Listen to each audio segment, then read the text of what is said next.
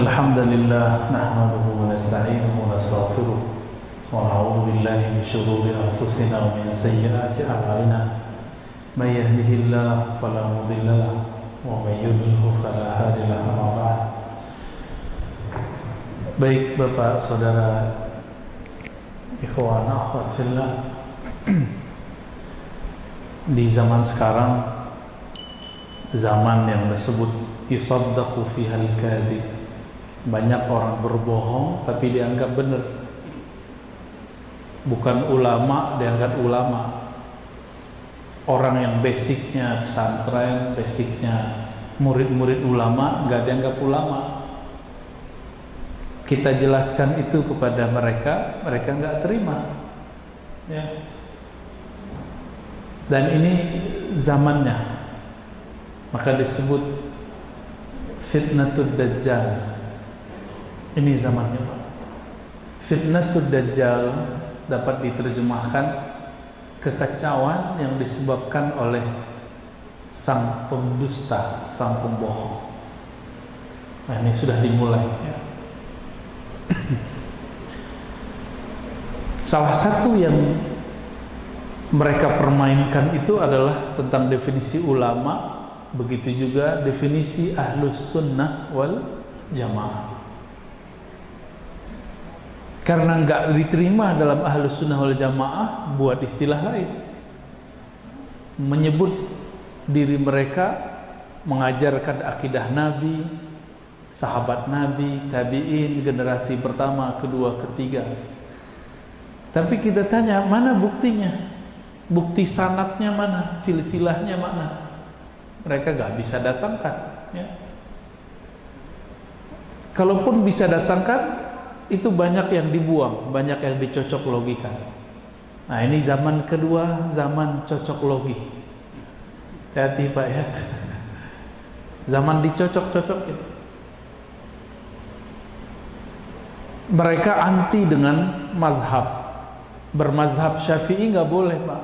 Tapi giliran kita beramal dibentur-benturin dengan Imam Syafi'i. Benar nggak?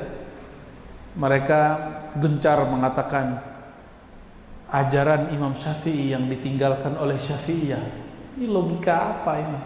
Mana mungkin pengikut Imam Syafi'i meninggalkan Imam Syafi'i? Yang terjadi mereka mencatut nama Imam Syafi'i. Imam Syafi'i membagi bid'ah jadi dua, mereka nggak terima. Dianggap Imam Syafi'i bertentangan dengan Nabi. Masuk logika lagi nggak, Pak? Nah, Imam Syafi'i, orang yang paling kuat mengikuti sunnah, itu menentang Nabi. Atau justru Imam Syafi'i itu menjelaskan maksud Nabi tapi gak sesuai dengan hawa nafsu mereka. Jangan-jangan begitu, ya. Maka Bapak Saudara makan Allah, saya berharap masjid-masjid kita menjadi masjid yang sadar kembali mengenai pentingnya menghidupkan, merefresh kembali akidah ahlus sunnah. Suatu kali Nabi SAW berfirman, hadisnya sahih, riwayat Imam Tirmizi, ada yang semakna dengannya dalam hadis Imam Abu Dawud. Imam Tirmizi ini murid terbaik Imam Bukhari. Namun karena di kitabnya ada beberapa hadis yang dhaif, karena beliau tidak hanya meriwayatkan hadis dalam pengertian riwayat dari fulan, tapi juga meriwayatkan amalan. Jika amalannya sahih, walaupun hadisnya dhaif, beliau riwayatkan di situ. Akhirnya kitab itu secara ilmu riwayat turun derajat, tapi secara kualitas sangat luar biasa. Nama kitabnya Al-Jami' As-Sahih lil Imam At-Tirmizi. Belakangan dikenal dengan Sunan Tirmizi. Ini bukan Sunan Kalijodo, ya. Kalijogo. Enggak, ini sunan jamak dari sunnah. Sunan jamak dari sunnah. Disebutkan di situ bahwa Nabi SAW mengatakan telah terpecah ahli kitab kepada 71 sampai 72 golongan. Begitu juga umatku berpecah menjadi 73 firqatan, 73 golongan. Lebih parah atau lebih sedikit? Lebih parah. Jadi jangan heran Pak kalau umat hari ini berpecah. Kalimatnya tafarraqat, sataftariku atau taftariku. Ada beberapa lafaz. Untuk mereka yang terdahulu disebut tafarraqat, telah terpecah. Untuk zaman kita, karena di zaman Nabi belum terjadi, maka Nabi menggunakan kata kerja fi'il mudhari'. Taftariku atau sataftariku, akan berpecah. Meninggal Nabi, sahabat mulai berpecah, tapi baru politik. Berlanjut, meninggal generasi sahabat, baru berpecah menjadi aliran. Dan alhamdulillah Islam yang masuk ke negeri kita, Islam Ahlus Sunnah wal Jamaah, yang Nabi sebutkan di hadis itu. Apa kata beliau? Kulluhum finnar illa firqah wahidah. Semuanya nanti masuk neraka kecuali satu. Siapa mereka? Kalimatnya bukan Ahlussunnah wal Jamaah. Ahlussunnah wal Jamaah itu terjemahannya. Ma'ana alaihi wa ashabi. Kelompok mana saja yang aku menjadi ikutannya, ma'ana alaih, disebut ahlus sunnah. Wa ashabi, dan jamaah sahabat-sahabatku, maka disebutlah ahlus sunnah wal jamaah.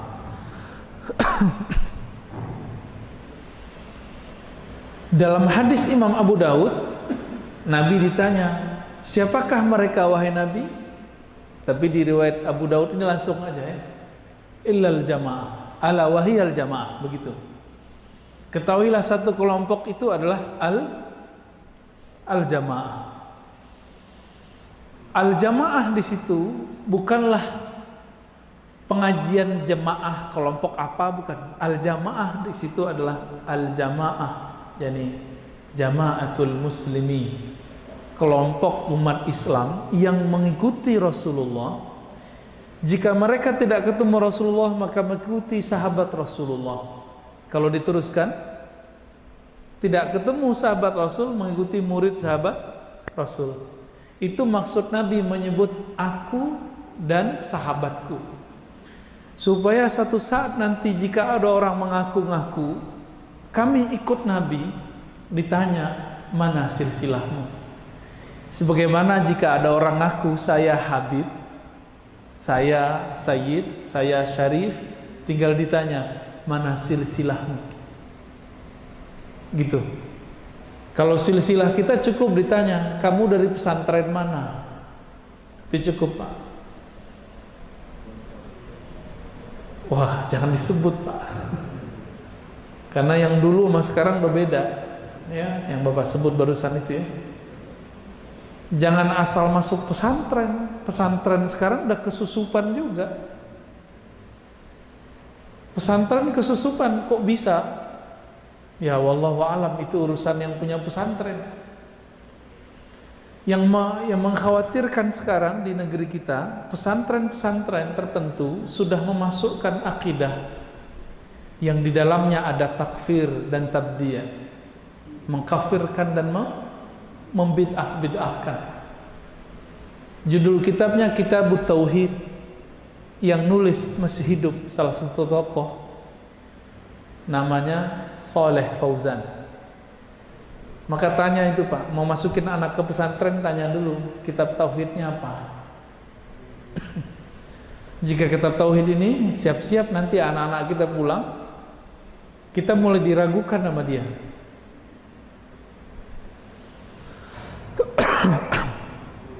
Maaf, ini belum istirahat dari kemarin Pak. Bismillah. Full dari subuh ketemu subuh lagi.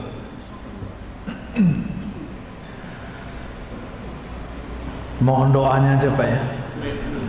Ini bagian dari tugas untuk mempertahankan akidah ahlus sunnah. Kalau enggak bantuan dari Allah udah tepar Pak. Alhamdulillah rabbil alamin. Nah, kitab ini mulai masuk Pak. Di dalam kitab itu tidak boleh ikut akidah yang dulu diajarkan ulama-ulama kita yang dulu belajar di Mekah, yang kita dendangkan masa kecil. Allah wujud kidam baqa mukhalafatuhu lil hawadis. Namanya apa Pak? Sifat 20. Itu dilarang sama mereka. Dulu ulama kita ngajinya di Mekah tuh. Dilarang sama mereka sekarang.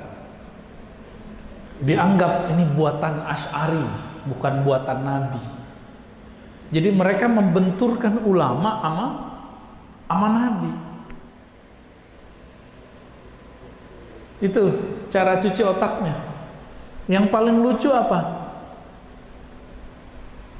Imam Syafi'i nggak ikut Asy'ari, Bukhari nggak ikut Asy'ari, 4 imam nggak ikut Asy'ari.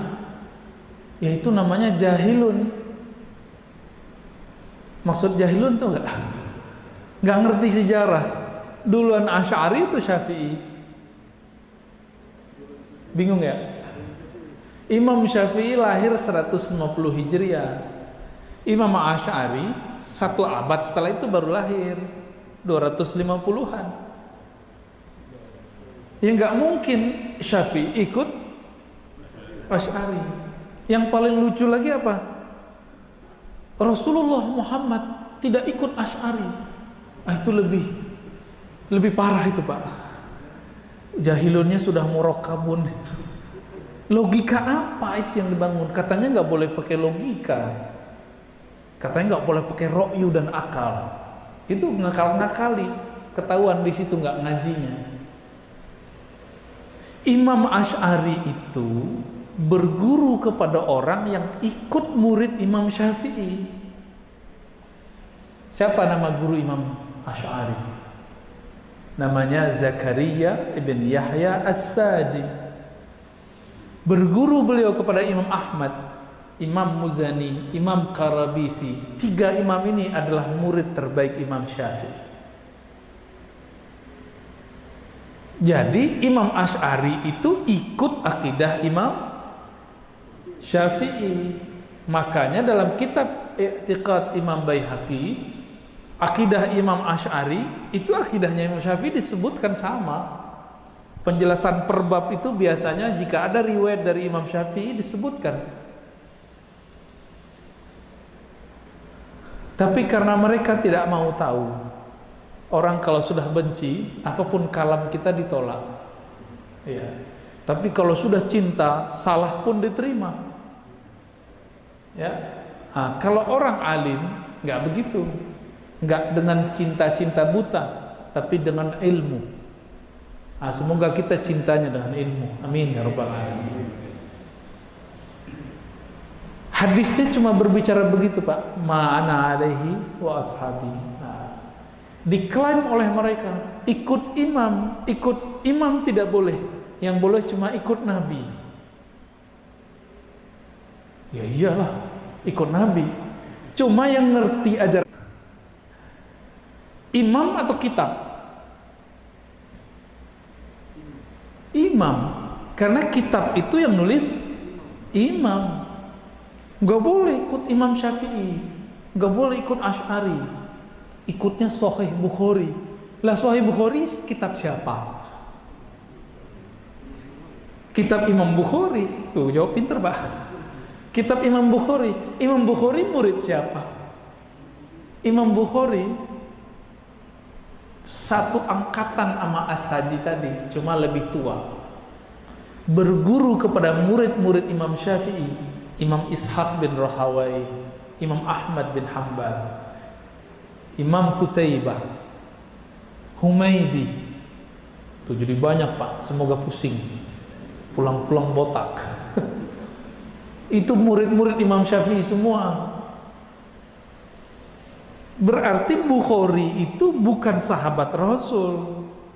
Imam Bukhari itu mengumpulkan riwayat dari guru-gurunya, sehingga terkumpullah jumlah gurunya 1700. Tapi yang dia pakai riwayatnya tidak sampai 1700.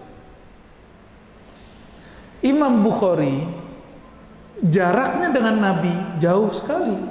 Beliau lahirnya di akhir abad kedua, tahun 190-an Pak. Kira-kira 194. Perkiraan, dulu kan gak ada KTP, gak bisa dicek di Dukcapil. Jadi ulama memperkirakan 194 lahir nih. Nabi wafat tahun berapa?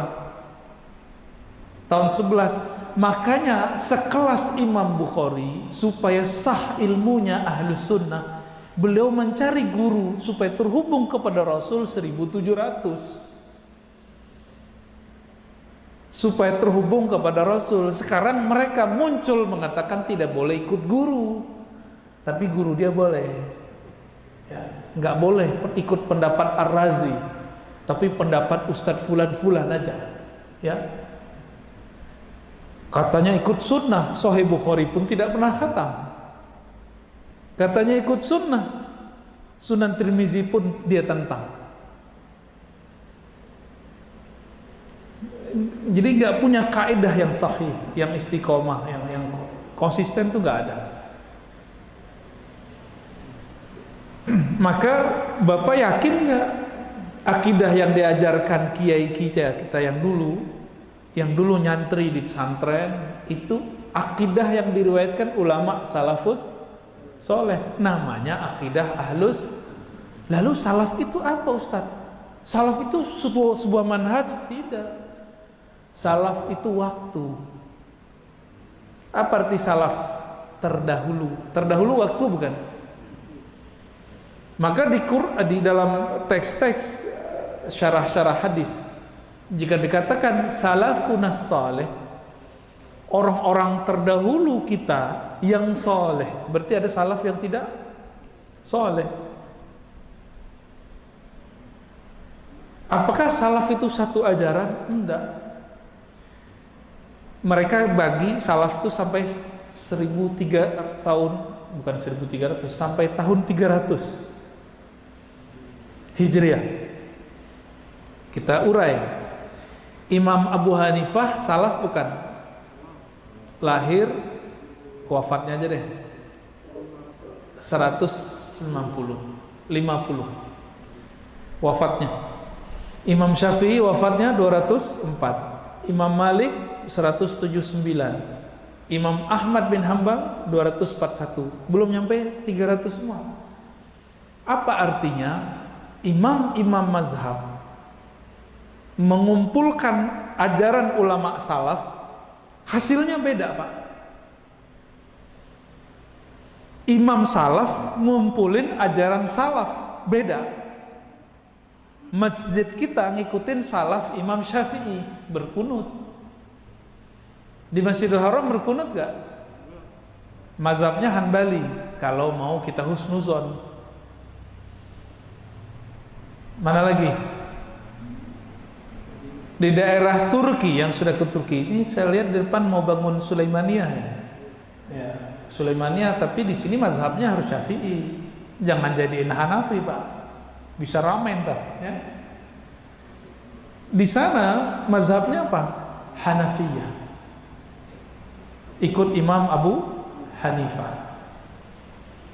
Ini mazhab-mazhab ini semua muncul di zaman salaf. Berkunut gak mereka? Enggak mereka berkunut. Mereka ngotot Pak, kunut itu hadis dhaif. Kata mereka, dhaif itu harus dibuang. Mereka lupa, yang mengatakan hadis itu dhaif ulama atau nabi? Ulama. Nabi pernah ngomong gak, ini loh hadis dhaif, pernah ngomong gak? Ya enggak lah. Kata dhaif itu hasil penelitian. Penelitian bisa salah, bisa benar. Oke? Karena dia bisa salah, bisa benar, maka antara satu imam dengan imam lain bisa beda penilaian tentang hadis sahih dan dhaif. Maka jangan mengkultuskan disohhikan fulan, didhaifkan fulan. Bukan berarti itu benar. Bisa benar, bisa tidak benar.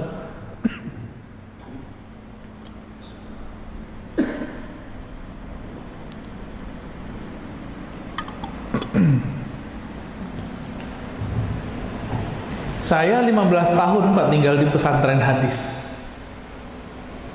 Itu meneliti hadis sahih tidak sahih. Tiap hari kita meneliti. Itu penelitian saya sering beda sama guru saya itu. Saya bilang sahih, guru saya bilang dhaif. Loh, yang pinter yang mana? Ya gurunya lah.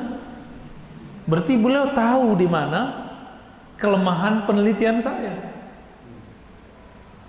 Tapi mereka nggak mau tahu. Kalau sudah disahihkan Albani, maka mesti diterima.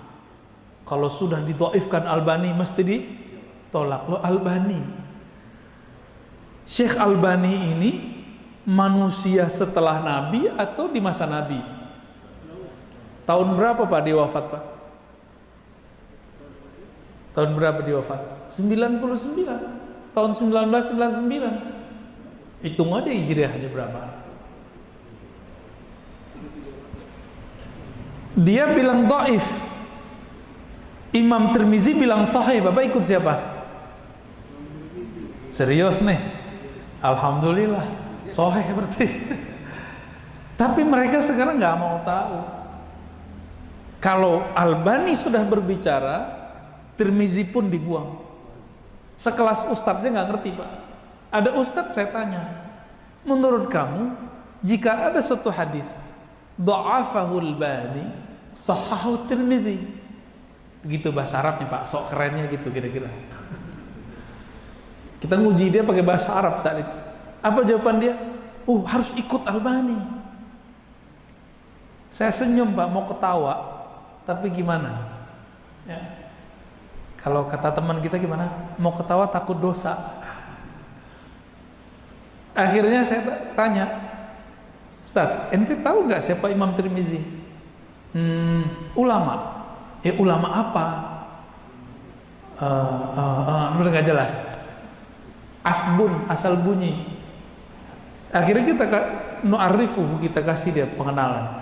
Imam Tirmizi itu murid terbaik Imam Bukhari. Murid terbaik Imam Bukhari itu ada Muslim, ada Tirmizi. Nah, ini salah satunya Imam Tirmizi. Imam Tirmizi ini pakar hadis sahih, hadis dhaif, hadis palsu. Ngerti dia Pak. Kalau dia bilang sahih, berarti udah selesai persoalan itu di zaman salaf. Walaupun kita bilang sekarang dhaif. Contoh nih, ini sering saya contohkan di luar karena paling fenomenal soalnya. Kalau anak-anak bayi lahir cowok diapain Pak? Diazanin, bukan dikuburin ya. Diazanin Pak ya, benar. Itu pakai ikut siapa? Imam Tirmizi. Si Ar-Razi meneliti. Hasilnya apa? Hadisnya dhaif. Sama dengan Syekh Albani. Kata Ar-Razi dan Albani, hadisnya dhaif. Bapak ikut yang mana? Tirmizi beneran? Wah, bener nih Pak. Udah lolos Pak. Ngajinya udah berarti Pak. Itu hadis dhaif. Tapi Imam Tirmizi menemukan ulama salaf mengamalkannya. Maka di situ ada sebuah kaidah yang disampaikan oleh Imam Tirmizi. Sahihnya sebuah hadis bukan hanya sebatas kualitas perawi, tapi dicek isi hadisnya ada nggak pengamalan ulama sahabat tabi'in dan ulama salafus saleh. Jika ada, hadisnya langsung naik. Oleh kawan nggak sampai ilmunya ke situ karena dia nggak mengerti Imam Tirmizi gimana. Contoh lain, ini kan bukan mau Ramadan loh Pak ya. Tadi pengumumannya mau Ramadan nih. Kita mau Idul Adha, mau berkurban. Biasanya orang kita suka berkurban atas nama orang-orang yang sudah wafat yang dia cintai. Kata mereka, ini Islam Nusantara nih beginian. Nah bukan. Ini ada di Sunan Tirmizi, Pak. Di Sunan Tirmizi ada riwayat Sayyidina Ali itu berkurbannya pasti 2 kambing. 1 untuk dirinya, 1 untuk Nabi. Nabi sudah wafat. Ditanya oleh beberapa sahabat, apa jawabannya? Beginilah perintah Nabi kepadaku. Hakaza amarani Rasulullah sallallahu alaihi wasallam. Berarti wasiat toh. Imam Tirmizi tahu hadis ini dhaif. Ini dhaif pas saya beriwayat. Tapi dia kemudian kemukakan pandangan guru-gurunya salafus saleh yang merupakan gurunya juga Imam Bukhari, berguru ke orang-orang itu. Dinukillah pendapat Imam Ibnul Mubarak yang sezaman dengan Imam Malik. Apa kata Ibnul Mubarak? Jika orang berkurban untuk orang mati, maka sebaiknya tidak memakannya, tidak mengambil jatah. Kan ada jatah biasanya, Pak ya?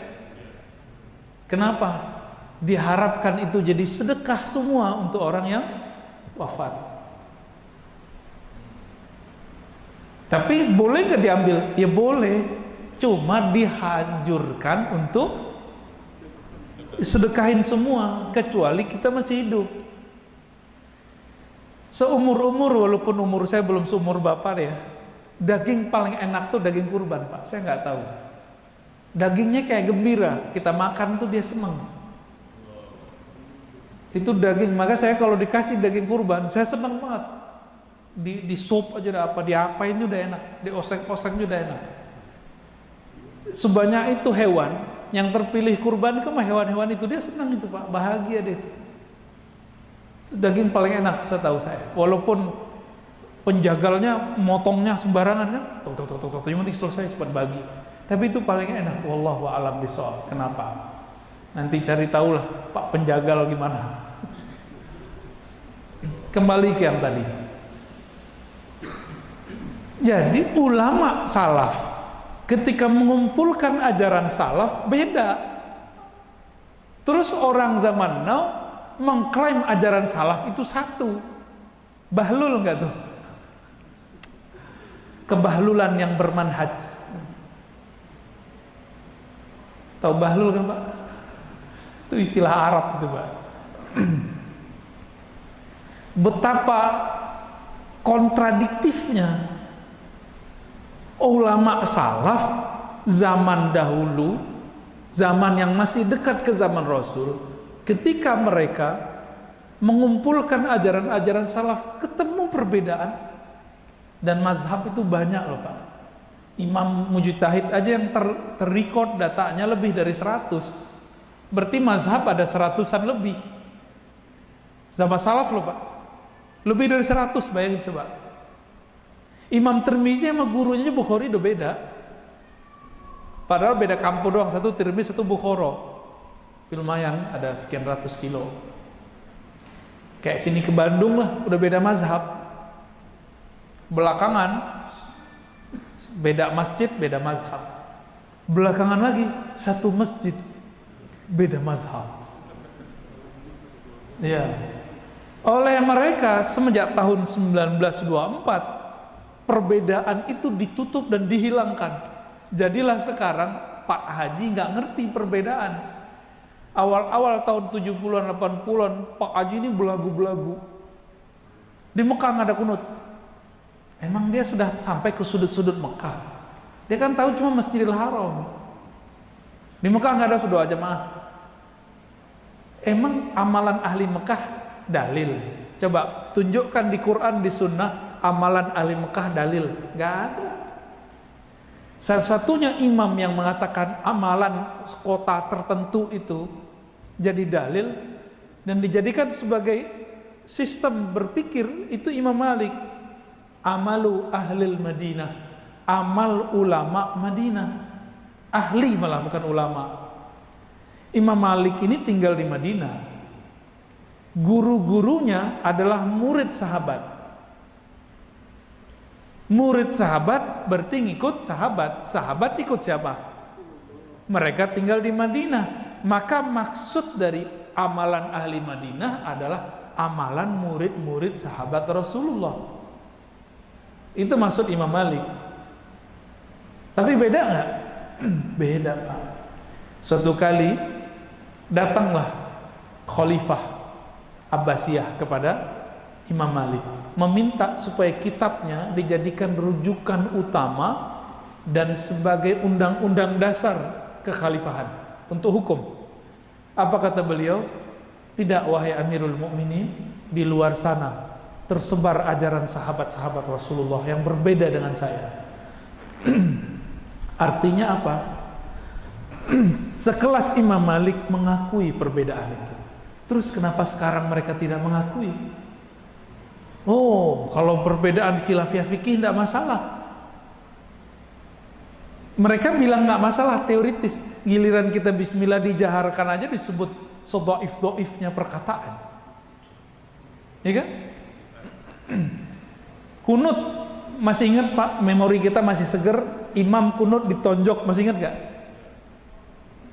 Tarantum ditonjok. Tonjoknya dari belakang lagi, aduh kasihan. Akan ada Pak masa begitu. Semoga masjid ini jadi basis ahlu sunnah nanti. Gak berani disentuh. Bapak-bapak ini mohon maaf Pak ya, udah senior, harus segera turun Pak estafetnya. Ya, harus dikader mereka nih ahlu sunnahnya, anak-anak muda. Karena kita nggak tahu virus ini nggak ada ujungnya. Maka ngaji begini saya seneng nih, di jarak-jarak dulu. Nggak apa-apa Pak. Jadi ngaji nggak usah rame-rame amat dulu sekarang. Ya. Sedang-sedang aja. Kita hormati juga. Pak Ustadz saya tawakal, iya, tapi asbab harus diambil. Ya. Jadi jika ikut ahlus sunnah, berarti ikut ulama salafus soleh. Ulama salafus soleh bermazhab nggak? Bermazhab. Berapa sisa mazhab yang masih tersisa sekarang? 4. Maka ciri-ciri orang ikut salaf bermazhab. Ciri-ciri orang ikut salaf bersanad. Ciri-ciri orang ikut salaf, dia siap berbeda. Berarti kalau dibalik gimana? Nomor 3 aja deh. Ciri-ciri orang yang memalsukan nama salafus soleh, tidak siap berbeda. Ulama salaf ketika mereka berbeda, saling menghujat atau saling menghargai. Ciri-ciri orang yang memalsukan nama salaf, mencatut imam salaf, ketika berbeda mereka adu. Maka sekarang mereka buat apa? Ajaran Imam Syafi'i yang ditinggalkan oleh Syafi'iyah. Nah, ini logikanya kan kacau tuh. Kacau nggak tuh? Katanya nggak boleh ikut Imam Syafi'i, giliran Syafi'iyah nggak ikut Syafi'i, dimasalahin. Ya kan? Katanya nggak boleh ikut imam. Sekarang pengikut Imam Syafi'i ada ajaran yang berbeda dengan Imam Syafi'i. Lo nggak boleh. Katanya nggak boleh ikut. Sekarang nggak ikut, nggak boleh juga. Terus maunya ente apa? Kita gituin Pak ya. Apa mau dia? Banyak. Jadi ini disebut dengan khalal al-fikriyah. Kejanggalan konsep berpikir. Imam salaf berguru, dia melarang berguru. Imam salaf berguru ke yang berbeda faham, dia mengajarkan gak boleh ngaji kepada yang beda faham. Makanya gak piknik-piknik. Tapi sekali aja mereka mau mendengarkan kita utuh, mereka akan mulai jatuh cinta Pak. Insya Allah. Minimal dia mulai syak ragu. Iya juga ya. Jangan ngaku salaf kalau belum kenal siapa salaf. Tinggal kita urut aja Pak, berapa nama ulama salaf yang kita kenal. Buktikan, hafal nggak tarikh wafatnya. Minimal hafal nggak dia murid siapa, guru siapa. Baru klaim ikut salaf. Tahu-tahu salafnya atuh doang. Imam Ahmad bin Hambal.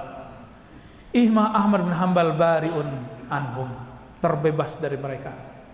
Imam Ahmad gak ada hubungan sama mereka. Apa sebab? Mereka melarang Pak sekarang membacakan Al-Quran untuk orang mati. Imam Ahmad nyuruh. Gimana? Pengikut Imam Ahmad tidak mempermasalahkan tawasul, mereka menganggap tawasul syirik. Ya kan?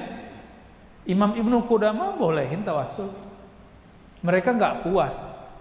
Catut aja tuh nama Syekh Ahmad Khatib Al-Minangkabawi yang dulu jadi gurunya Syekh Ahmad Dahlan, Syekh Hashim Asy'ari, Syekh Sulaiman Rasuli kalau di Sumatera. Itu mereka berguru ke Syekh Ahmad Khatib Minangkabawi. Dicatut Syekh Ahmad Khatib Minangkabawi adalah seorang salafi. Ya udah, kalau begitu kita terima dulu Pak. Baik. Kita buka kitabnya. Di semua kitab beliau ada hasyiah warakat, ada kitab tentang zikir, ada kitab tentang fikih. Beliau bertawassul kepada Rasulullah sallallahu alaihi wasallam. Gimana kalimatnya? Bijahi Sayyidina Muhammad. Dengan jah tuah Nabi Muhammad kami bertawassul. Berarti salafnya Ahmad Khatib Minangkabawi kita habis sebut begitu Pak, dibuang tuh nama Syekh Ahmad Khatib sama dia. Imam Masjidil Haram di zamannya. Begitu mereka ngambil sesuatu sesuai dengan hawa nafsunya. Jadi gimana Pak? Tambah mantap nggak nih mau berakidah Ahlussunnah? Tambah mantap nggak nih mau bermazhab Syafi'i? Jadi pada hakikatnya ikut akidah Imam Asy'ari, ikut mazhab Syafi'i, itulah ajaran salafus saleh. Itu sebenarnya karena ada riwayatnya, ada sanadnya yang menjamin. Minimal Bapak tahu aja nih kiai saya murid dari, misalnya kalau orang Betawi itu ngikut siapa dulu yang kiai Betawi di Jakarta Selatan? Buya Syafi'i Azami. Itu kan ngajinya ke Syekh Abdul Majid tuh ya, ke Syekh Marzuki, ke Syekh Yasin Al-Fadani, ternyambung udah ke Rasulullah udah. Atau misalnya tamatan pesantren tradisional, namanya Salafiyah juga ya, di Jawa, udah ketemu tuh langsung ke Syekh Hashim Asy'ari. Atau kalau di Sumatera Tarbiyah Islamiyah, Sulaiman Rasuli, Syekh Sulaiman Rasuli. Kalau di Aceh Kedayah, Syekh Mudawali. Kalau di Sulawesi ada Pak, namanya Al Khairat. Itu Habib yang langsung bawa. Marganya seingat saya Al Jufri. Nama komunitasnya Al Khairat. Di Jakarta ada muridnya perempuan. Muridnya langsung tuh. Seingat saya murid langsung ya. Profesor Dr. Huzaimah. Rektor IIKI sekarang. Udah sepuh juga Pak. Masih aktif, diberkahi Allah hidupnya. Sama akidahnya semua. Di Lombok ada namanya NW. Jadi kalau di Jawa ada NU, di Lombok ada U-nya double, namanya W. Nahdlatul Watan. Syekh Abdul Majid juga namanya. Itu semua akidahnya sama. Sama semua. Bapak kalau kurang percaya kita cek. Di Mekah sebelum ada sekarang, Saudi sekarang, sudah ada satu madrasah namanya Saulatiyah. Saulatiyah ini didirikan oleh ahli hadis asli India, tapi ngomongnya Arab. Dulu masyaikh kita belajar di sono. Akidahnya apa Saulatiyah? Sifat 20 ya. Asy'ariyah, Maturidiyah. Bedanya mazhab mereka Hanafi. Gak yakin juga, gak apa-apa. Bapak tahu Al-Azhar gak? Tahu Al-Azhar? Bukan Al-Azhar Kebayoran Pak. Al-Azhar yang ono, yang Mesir. Ya, Kairo. Itu akidahnya apa? Mazhabnya 4 tadi, Syafi'i salah satunya. Akidahnya apa? Asy'ariyah. Gitu. Gimana? Tambah yakin nggak? Bapak nggak yakin ke Afrika Utara, ke Tunis, Aljazair, Sama, ada di situ Imam Ibnu Ashur udah wafat, akidahnya Asy'ariyah. Bermazhab Maliki. Enggak percaya juga ujung Maroko sono ada Syekh Talidi baru wafat. Syekh Abdullah Gumari, ya. Mereka bermazhab Maliki. Jadi mau kemana kita pergi? Itu semuanya orang bermazhab dengan salah satu 4 mazhab tadi. Nah sekarang ini mau dibongkar sama mereka, ya. Langsung saja ke Sahih Bukhari. Lah turun pangkat namanya Pak. Imam Bukhari muridnya imam yang keempat Ahmad bin Hanbal. Paham di situ ya? Ya, semoga ngebul. Tapi asik ya. Ngebulnya asik. Belum lagi bab yang satu lagi, bab kerohanian. Salah satu khas dan kesempurnaan Ahlus Sunnah wal Jamaah adalah mengajarkan ma'rifatullah, mengenal Allah melalui kolbu, ruh. Dan yang mahal Pak, sholatnya udah ikut Syafi'i nih, akidahnya udah ikut Imam Asy'ari, sekarang zikirnya ikut siapa? Nah, maka kemudian Hadratus Syekh Hasyim Asy'ari nulis dalam risalah Ahlus Sunnahnya, dalam bab tasawuf mesti ikut Imam Junaid, Imam Ghazali, dan Abul Hasan Syadzili yang sekarang disebut dengan Thariqah Mu'tabarah, Thariqah yang sahih. Jadi boleh Pak ikut Thariqah, Bapak ikut Thariqah Naqsyabandi boleh, Syadzili boleh, Qadiri boleh, tapi jangan ikut-ikutan dengan perdebatan mursyid atau petinggi-petinggi masalah siapa yang jadi mursyid. Itu nggak usah ikut-ikutan, kita zikir sama mengenal Allah aja. Cuma sayang tarekat-tarekat sekarang kebanyakan berhenti di ritual latihan riyadhah dan mujahadah. Tidak semuanya menghantarkan muridnya kepada ma'rifatullah. Udah sibuk di ijazah-ijazahan zikir. Lama jalannya kalau begitu ya. Maka dengan ini lengkaplah ajaran Ahlus Sunnah itu mesti berfikih. Fikih apa tadi? Minimal kita fikih berani Pak pindah mazhab. Satu mazhab aja belum ngerti. Coba di sini udah pernah khatam belum satu kitab kecil Manatan Takrib? Kalau mantan sudah banyak saya lihat di sini. Matan Takrib aja belum selesai mau pindah mazhab. Apalagi mau membatalkan mazhab. Ini nggak tahu diri dia. Ya. Ini zaman mana dalilnya ya? Benar. Kitab yang tadi kitab kecil, kesimpulan dari dalil, maka nggak ada dalilnya. Kalau mau kitab dalil tebel-tebel, yang kecil aja belum khatam di sini. Dikasih kitab dalil namanya Bulughul Maram, mereka pretelin. Di Bulughul Maram ada ajaran berkunut.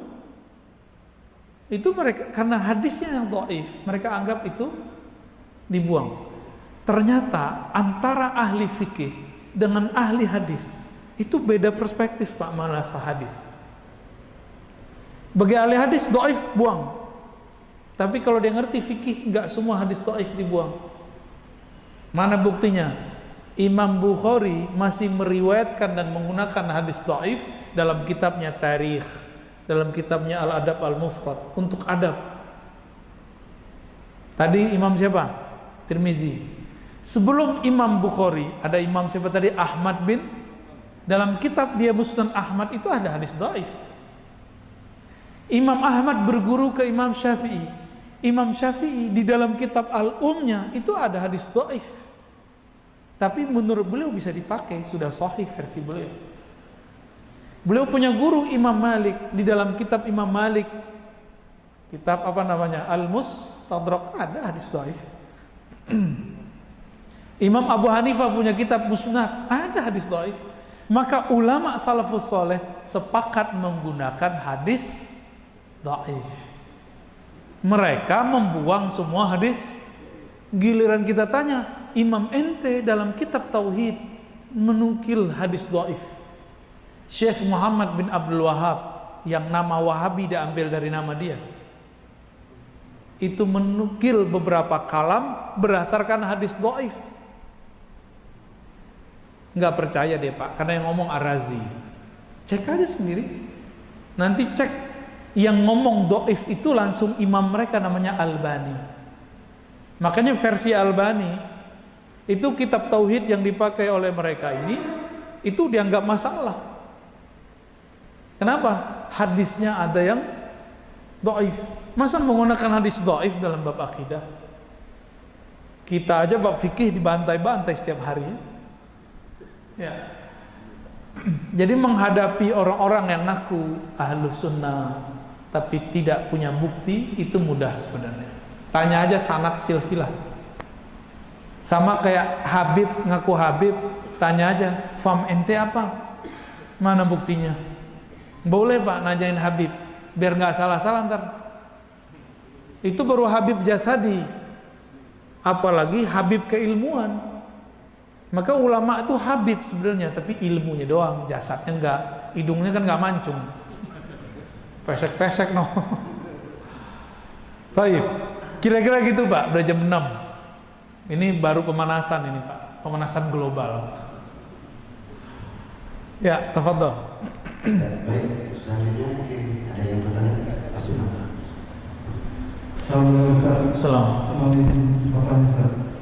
Seperti kita kemarin Imam Malik itu belajar dan meninggal di Madinah. Imam Malik itu kenapa fikihnya nggak dipakai di situ ya? Kira-kira Bagus. Assalamualaikum. Ini pertanyaan kritis nih Pak. Imam Malik orang Madinah, tapi orang Madinah kok nggak ikut mazhab Malik? Kita tanyain ke mereka ya Pak. Bagi mereka tidak boleh ikut Malik. Bolehnya ikut mazhabnya, bukan mazhab juga, boleh ikut Sahih Bukhari. Padahal Imam Bukhari ngaji sama muridnya Malik namanya Qutaibah. Qutaibah ini juga murid Syafi'i tapi umurnya panjang. Imam Malik wafat 179, dia masih remaja Pak. Ngaji Imam Qutaibah, meninggal tahun 240, umurnya sekitar 90 lah. Muridnya namanya Bukhari. Makanya dalam kitab-kitab orang-orang Maliki, Imam Syafi'i dianggap Malikiyah. Dalam kitab orang Syafi'i, Imam Syafi'i dianggap Syafi'iyah. Saking laku kerasnya Imam Bukhari itu. Nah sekarang Imam Bukhari diklaim lagi ikut mereka nih. Dianggap tidak bermazhab. Kalau penelitian kita, pemahaman hadisnya Imam Bukhari itu lebih banyak dekat ke Imam Syafi'i. Tapi saya tidak berani klaim beliau itu Syafi'i. Ya kalau menurut versi kita, dia sudah mujtahid mutlak. Mujtahid mutlak, dia buat mazhab sendiri. Tapi ya begitulah. Jadi orang Madinah sendiri sekarang nggak ikut mazhab Imam Malik karena mereka sudah tidak kenal Imam Malik. Yang mereka kenal sekarang manhaj salaf. Jadi mereka menolak keberagaman salaf. Bagi dia cuma ada satu manhaj salaf, dan itu adalah kebohongan nyata atas nama salafus salih. Ya.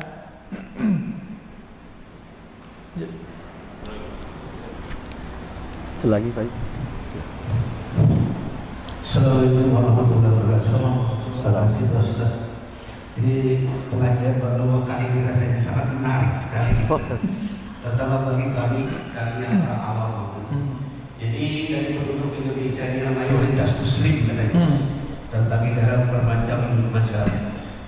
Mungkin bagi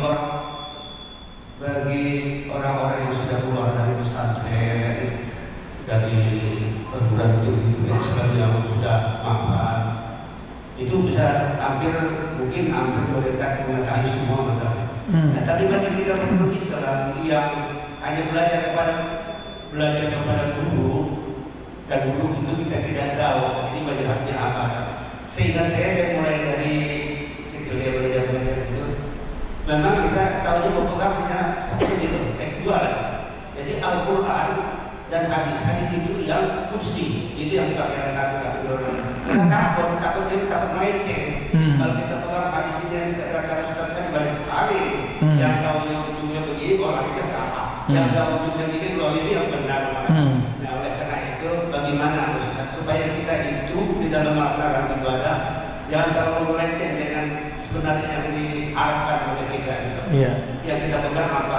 Kalau saya terus terang aja, saya berkorban Al-Quran dan hadis yang kursi gitu. Yang lain bukan saya tidak pegang juga, juga saya takut melenceng gitu. Karena kita orang-orang. Bagaimana caranya itu Pak Ustaz? Terima kasih. Assalamualaikum warahmatullahi wabarakatuh. Assalamualaikum. Bagus Pak. Kegalauan Bapak ini dirasakan mereka karena mereka takut langsung ajalah ke Al-Quran dan Sunnah. Tapi mereka lupa Al-Quran itu yang memberikan, yang menyampaikan ke kita itu langsung Allah datang ke Bapak atau lewat ulama Pak? Lewat ulama atau Bapak dapat wahyu lagi? Berarti jika kita ikut Al-Quran tetap saja lewat ulama. Hadis, tadi saya udah cerita, yang ngumpulin hadis siapa? Imam Bukhari. Imam Bukhari itu nabi atau bukan?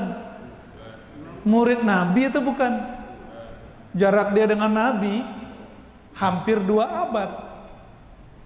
Berarti tetap saja jika kita ikut hadis nabi, kudsikah atau bukan, tetap saja ikut lewat imam.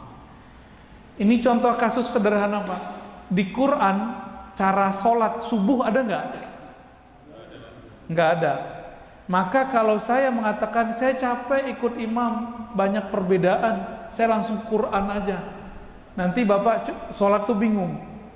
Mulainya dari sujud apa dari ruku? Yang detail di Quran cuma wudu Pak. Wudu jelas, surah Al-Maidah. Jelas itu.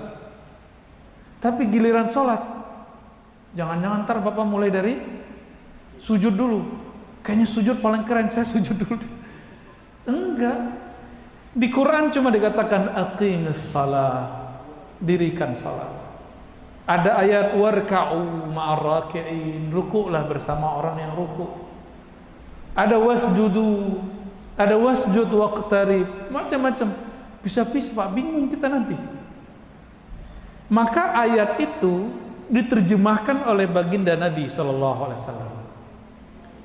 Lalu ini diriwayatkan oleh sahabat, karena kata Nabi, sholatlah kamu seperti melihat aku sholat, bukan seperti di buku. Bapak ketemu Nabi nggak? Terus gimana? Pernah nggak melihat buku sholat Pak? Buku Bapak pernah sholat nggak? Lah, buku Bapak bisa sholat? Ini pertanyaan-pertanyaan sederhana aja Pak. Buku bisa sholat nggak? Buku nggak bisa sholat. Yang ngerti buku tetap saja seorang ulama. Maka kemudian dirumuskan, itulah yang disebut mazhab. Jadi mazhab itu ringkasan pemahaman daripada Al-Quran, Sunnah, dan contoh-contoh dari Nabi dan sahabat Nabi. Itu namanya mazhab. Berarti mazhab itu ajaran buatan imam atau menyederhanakan riwayat yang berserakan. Menyederhanakan. Jadi Imam Syafi'i itu bukan ajaran baru. Beliau itu cuma menyederhanakan. Beliau kasih tawaran, nih hasil penyederhanaan saya. Kalau nggak mau ikut nggak masalah. Bapak buat sendiri boleh. Nanti sujudnya duluan paling. Ada nggak di Quran dan di Sunnah? Di Quran aja dulu. Kalau masuk subuh harus azan. Adanya di hadis. Ya kan? Hadis sendiri, cara azan macam-macam Pak. Azan kita ini diperdebatkan oleh mazhab yang lain karena riwayatnya berbeda-beda. Sebanyak itu riwayat, imam kita pilihkan nih riwayat yang paling bagus kamu pakai. Saya alhamdulillah Pak, hampir tiap hari baca kitab hadis, tapi tetap membutuhkan penjelasan imam. Kecuali bapak udah nggak butuh, Pak. Ya, untung bapaknya senyum, Pak. Ya, lanjut. Terjawab, Pak ya. Jadi jawabannya adalah pertanyaan. Assalamualaikum warahmatullahi wabarakatuh. Bagaimana menyikapi perbedaan-perbedaan yang memang beberapa tahun belakangan ini terasa kita hadapi di terutama di masjid ini, DKM sampai tidak berani mendatangkan orang guru yang memang berbeda karena khawatir kita mengikut perbedaan itu. Menyikapinya, terutama yang selalu menyalahkan kita pakai pakaian aja yang gantung aja salah ya. Kita tahlilan aja disalahin, kita baca Quran aja salah, sampai itu disalahin. Ya. Karena ceritanya tentang neraka dan surga, bicara seperti itu, Ustaz. Bagaimana menyikapinya? Bolehkah kita menolak orang-orang yang memang maaf terutama mereka di sini, kita keras sekali tidak mendatangkan guru-guru yang mereka usulkan seperti itu, Mas. Itu bagus, bukan boleh, bagus. Karena pengalaman di mana aja Bapak buka celah, itu konflik tidak ada kesudahannya. Saya kan muter aja di masjid-masjid, Pak. Kerjaan saya dari masjid ke masjid aja. Ntar pas weekend baru saya ke kampus. Selebihnya masjid, majelis, masjid, majelis. Emang tugasnya begitu. Nah, masjid-masjid kita sekali Bapak biarin konflik. Karena apa? Karena mereka anti toleran. Ada orang berbeda sama kita, tapi dia toleran, itu terima aja, Pak. Tapi ini kelompok intoleran, mau ngundang masalah. Jadi itu bukan masalah picik nggak picik, itu masalah Bapak menjaga kemaslahatan atau tidak. Jadi pengurus harus punya pendirian. Bapak beda guru itu yang 3 aja, Pak. Mazhab, akidah, tasawuf, itu aja digilir. Tafsir, hadis, udah gitu aja digilir. Jadi nggak mesti orangnya berbeda faham, ya berbeda mazhab boleh. Jadi silahkan dikelola, karena nanti dipertanggungjawabkan, Pak, di akhirat. Nah, Bapak yang berjuang, intan surullah yang surkum. Ya kalau terjemahan bebasnya, kamu tidak akan diperjuangkan Allah sampai kamu memperjuangkan ajaran Allah. Semoga nih pengurus ini dicatat sebagai pejuang di sisi Allah. Ya, saya juga pejuang juga berdoanya. Tapi biasanya jadiin tumbal, Pak. Kalau ada konflik baru kita diundang, ngadem-ngademin. Biasanya begitu. Dulu pas tahlilan, waktu saya masih remaja, tapi sudah meninggalkan ekstrim itu. Tahlilan, kalau di tempat saya tahlilan itu makanan itu dihidang, kayak makanan Padang, Pak, hidang. Kayak kita masuk ke rumah makan Minang, Padang tuh begitu, gak dihidang gak? Ngomonglah satu orang, itu makanan kalau nggak diangkat kami nggak naik. Umur saya baru 18 tahun tuh, Pak, udah ngurusin yang gitu-gituan sampai sekarang nih belum beres-beres. Kita kirain masalahnya kecil, tambah gede. Jujur saya sudah bosen ngomong tentang bid'ah apa, mazhab apa, udah bosen. Cuma sayanya bosen, bapaknya kan belum bosen. Ngerti aja belum, ya kan? Kayak tadi, Ustadz sih tamatan Universitas Islam pesantren, kami enggak, ya. Saya kemudian jadi, ya mundur lagi kita yang tadinya udah kabur, kita balik lagi, Pak. Di kampus saya diketawain, Pak, ngomong beginian. Di pesantren saya diketawain ngomong tahlilan lagi. Hari gini ente masih ngomong begituan. Gitu. Mendigituin Pak saya. Ya kita jawabnya gimana? Ente sih orang pinter, nggak butuh. Kita sih kurang pinter, masih butuh. Diam juga Pak dia. Jadi ada ego orang pesantren. Umat doa kacau begini, dia bilang hari gini masih ngomongin itu. Itu ego mereka, ego intelektual. Nganggap masalah itu beres pada dirinya, lalu tidak mau memperjuangkan orang lain. Keilmuan yang bikin ego. Nah, saya sudah menurunkan ego itu sedikit, ada dikit Pak. Karena ada males juga ngomong beginian. Baik, ada lagi? Sebentar.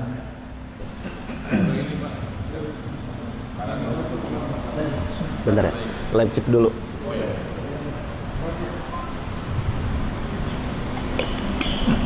Baik Buya, ini ada pertanyaan daripada jamaah Buya melalui live chat kami dari Khalila Zahira Siregar. Beliau bertanya, apa saja contoh ajaran dalam buku akidah Sholih Fauzan yang takfiri atau tabdi yang diajarkan di pesantren yang Buya sebutkan tadi? Satu,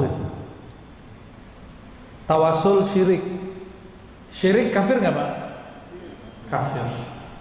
Dalilnya surah Al-Bayyinah ayat 1. Innal ladzina kafaru min ahlil kitabi wal musyrikin. Sesungguhnya orang-orang yang kafir dari kalangan ahli kitab dan musyrik. Maka musyrik itu kafir. Sholih Fauzan mengatakan pelaku tawasul di luar yang 6, disebutkan ada 6, yaitu tawasul dengan kemuliaan Nabi, ulama, wali, itu dianggap syirik. 2, dia mengatakan peringatan milad Rasulullah, maulid Nabi, itu tasyabbuh dengan Nasrani, menyerupai Nasrani. Nasrani Muslim atau non Muslim? Menyerupai non Muslim kufur nggak? Tuh bahaya nggak logika dia? Kita digituin nggak marah Pak?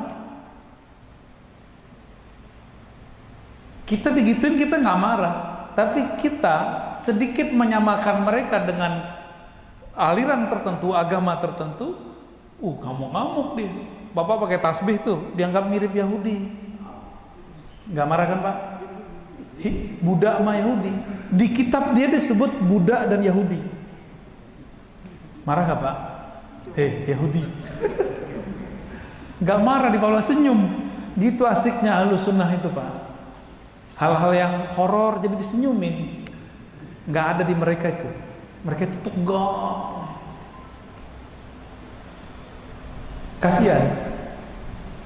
Itu yang paling bahaya. Lalu dia menyebut orang tabarruk ubadul kubur, penyembah kubur. Nyembah kubur musyrik nggak? Kafir nggak tuh? 3 aja cukup. Terus mau dipertahankan itu. Maka saya berkali-kali mengimbau, tolong guru-guru pesantren, pimpinan pesantren, kaji ulang nih kitabnya. Kan itu bukan kitabullah. Boleh kok diperdebatkan kalau ilmiah. Kalau perlu kita terima, mau debat ayo. Tapi jangan hujat, saya nggak suka. Ya, hujat antum aja, hujat-hujatan, saya nggak suka. Debat ayo, kita buktikan satu persatu. Teksnya lengkap, halamannya.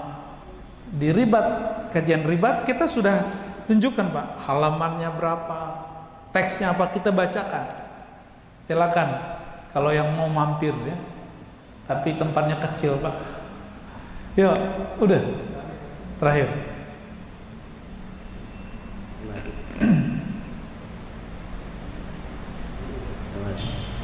Terima kasih Ustaz. Assalamualaikum warahmatullahi wabarakatuh. Ingat apa yang disampaikan Pak Ustaz tadi, ikut sekali aja, ibadah cinta. Saya tadinya berpikir bahwa jadi pengurus masjid itu tidak sesulit apa yang kita bayangkan. Jadi ternyata pada suatu saat ada satu pengajian tidak lagi dari pengajian di Pak Haji.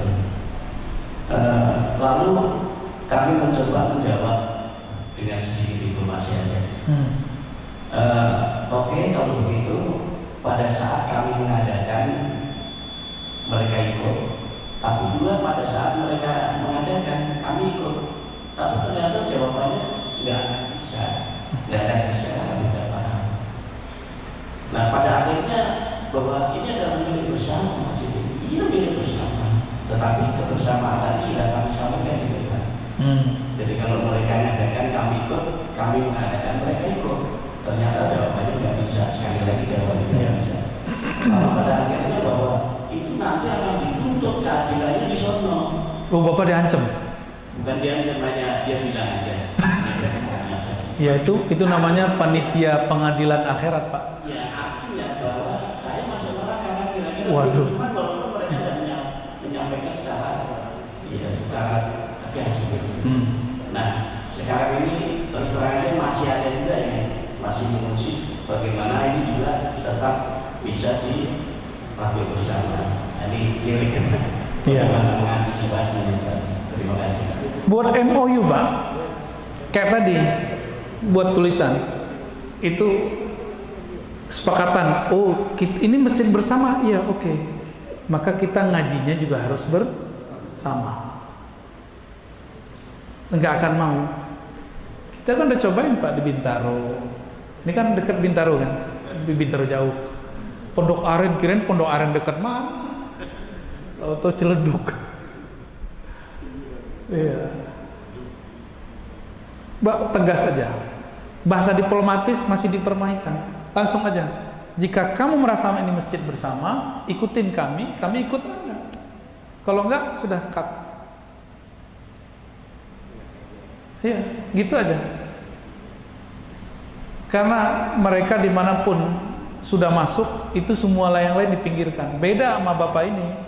Bapak kalau ini mau mengayomi, niatnya mau mengayomi, sekali diayomi, minta hati, dikasih hati, minta jantung, begitu. Dari mana-mana begitu. Karena kemaslahatannya kurang, ya pintar-pintar aja. Pintar-pintar aja ngajaknya dan menolaknya. Ini, bagi mereka, saya ini ahli syubhat, Bapak ini ahli bid'ah. Jadi ahlu syubhat wal jamaah. Maka wajar mereka nggak mau ikut kajian kita. Gitu, Pak. Bapak ini ahli syubhat, itu celana aja di bawah mata kaki. Neraka itu, Pak. Bapak tadi saya lihat nggak ada jenggot kan? Saya masih ada jenggot, Pak. Tapi jenggot saya dianggap nggak sunnah. Apalagi Pak Imamnya, coba lihat mana jenggotnya dia, nggak ada.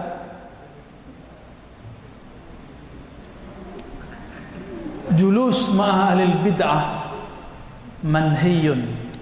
Duduk bersama ahli bid'ah itu terlarang. La tujalisu ahlul bid'ah. Begitu kata Imam Ahmad bin Hanbal. Jangan duduk bersama ahli bid'ah. Tapi Imam Ahmad bermaksud begitu adalah kelompok yang berbeda aliran akidah. Kelompok yang disebut Qadariyah, yang menolak takdir. Mereka mengambil kalam itu lalu dipretelin sesuai nafsunya dan mengatakan ahli bid'ah di situ yasinan, tahlilan, kan nggak nyambung. Nggak nyambung, Pak. Pakai tasbih, nggak nyambung. Ini fikih, yang itu akidah. Imam Ahmad itu nggak mau nyapa orang yang menolak takdir, nggak mau sholat di belakang orang yang nolak takdir. Jadi yang disebut ahli bid'ah oleh ulama-ulama salafus soleh, kelompok Mu'tazilah Qadariyah, bukan yang beda mazhab. Bagi mereka ahli bid'ah itu beda mazhab. Ini aja udah pembohongan atas nama salafus soleh. Jadi mereka nggak akan pernah mau duduk bersama kita, Pak. Sekali dia mau duduk sama kita, kalau nggak tengkar, cinta, itu aja. Rata-rata jadi cinta sih, Pak. Cukup ya? Ya. Saya tutup dulu dengan sholawat Allahumma sholli ala nabiyina Muhammad. Subhanakallahumma wa bihamdika asyhadu an la ilaha illa anta astaghfiruka wa atubu ilaik. Assalamualaikum warahmatullahi wabarakatuh.